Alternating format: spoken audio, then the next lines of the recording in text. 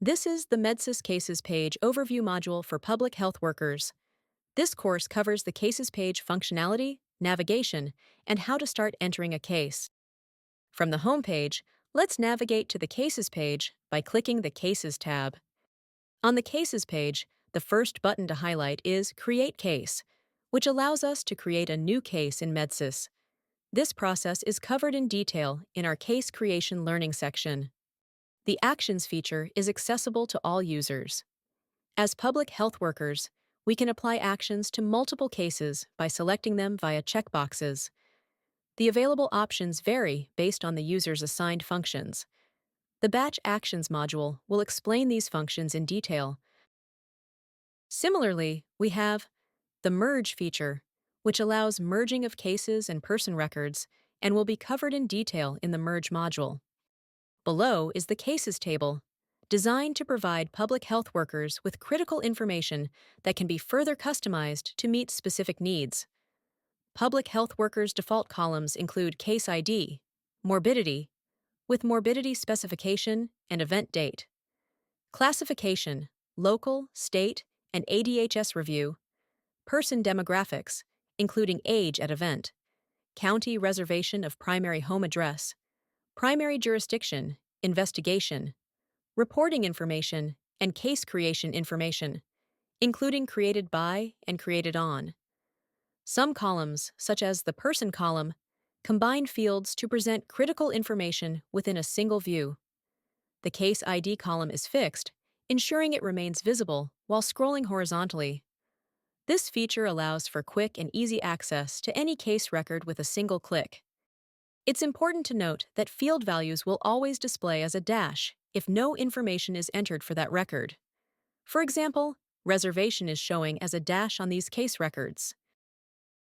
The Cases table offers flexibility in how information is displayed, allowing for a tailored experience. Columns can be customized through sorting, always by the first character in a field, resizing, reordering, and accessing additional options via the ellipsis. We can sort columns in ascending or descending order, pin columns to the left or right for easier viewing, and unpin previously pinned columns as needed. As public health workers, we have an additional Columns button that opens a drop-down menu to toggle columns on or off, customizing the table view. The drop-down list reflects the current column order in the table. The Case ID column cannot be toggled on or off. Columns update in real time as selected, with options to show or hide all columns.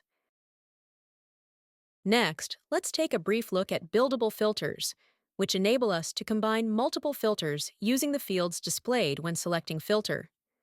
These filters, along with the Show My Open Cases toggle, a convenient feature for quickly filtering all assigned open cases, will be explored in greater detail in the Cases Search and Filter module.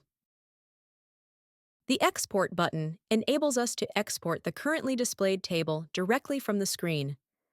Exports are available in three formats: CSV, Excel, or a printable PDF.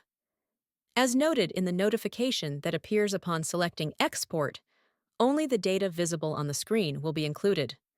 For CSV and Excel files, the exported columns will match the current table setup. Instructions for editing data in these formats will be provided in a separate quick reference guide. The exported file will also reflect the number of cases selected to display per page. At the bottom of the Cases table, users can adjust the number of cases displayed per page to 10, 100, or 1,000. The total number of accessible cases is also displayed, with navigation controls to toggle between pages and locate specific cases.